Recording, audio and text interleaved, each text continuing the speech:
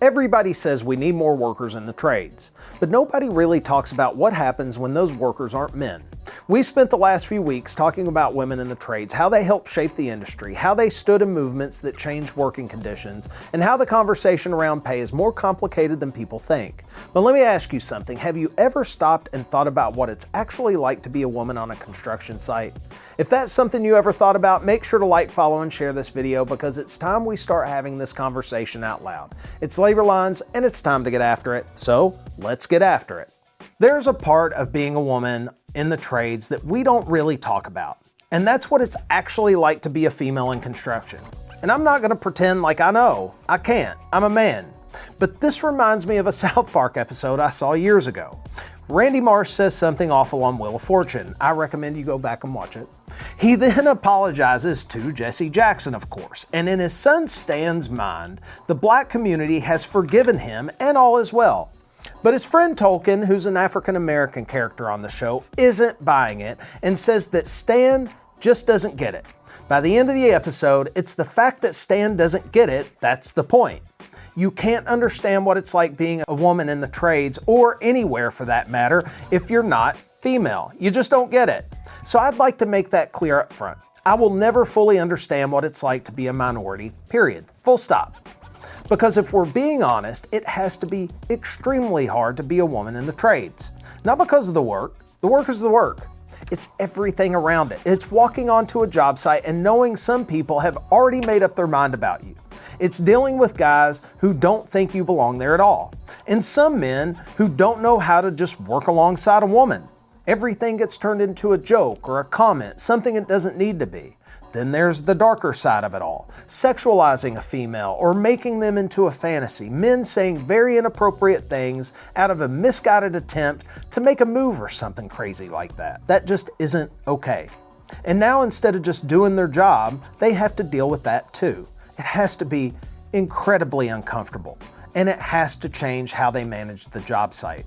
Because I'm sure most women don't say anything in fear of being labeled weak or even losing their jobs. And I've heard men say this, it comes with the territory, or if you don't like it, go do something else. And I can't express how completely unfair that is. So what happens? You work harder, you show up earlier, you stay later, you make sure nobody can question your ability. And even then, it's not always enough, because as dark as all that is, it can still get darker. Let's not forget about the case back in November where a 20-year-old, Amber Check, did not deserve to be unalived by a young man who said he just didn't like her. And I know I wasn't on that job site and I can't speak for the people that were, but you can't tell me there weren't warning signs. You can't tell me that part of this was because we've all gotten way too comfortable with the job site culture that ignores things just like that. This is the part that should be stopping all of us in our tracks.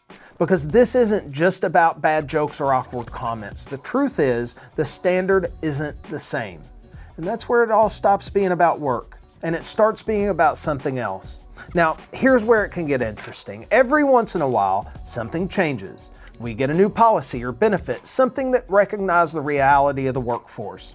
I talked about it last week, how LaUNA started a maternity leave for its female members. And you would think that would be a good thing, but instead, it gets turned into an argument. People get upset. They say it's unfair. They say it's too much. They say it shouldn't be there or that it won't work. And you have to ask why. Because most of the time, those changes, like that one, aren't taking anything away from anyone. They're just trying to make space for people who weren't always considered before. So why does it hit a nerve? Part of it's change, people don't like it. Part of it's discomfort. The industry looks different than it used to. And yeah, part of it is something we don't like to admit. Some people just don't think women belong there. And that shows up in how they act and things they say, whether they mean to or not. But here's the truth. The trades are changing, not because someone is forcing it to, but because the industry needs people. And the workforce is evolving. And that's not a bad thing, because at the end of the day, this isn't about lowering standards. It's about making sure the standard is the same for everyone. Respect, opportunity, a fair shot to build a career without having to fight a second battle just to be there. Because the real question isn't whether women can do the work. That's already been answered. The question is whether the industry is ready to treat them like they belong. So let me leave you with this. If we say we need more workers, are we actually ready for who those workers are? We don't have to change everything overnight, but it's long past time that we make things fair for everyone. This episode brings my Women in the Trades Month to a close. Please don't forget, it doesn't matter what month it is or who or what we're celebrating. We should all do better to make the job site a safe and equal place for every worker out there. Make sure to follow for more working class content. This is Labor Lines with Alex. As always, my good friends, be safe, be productive, be well.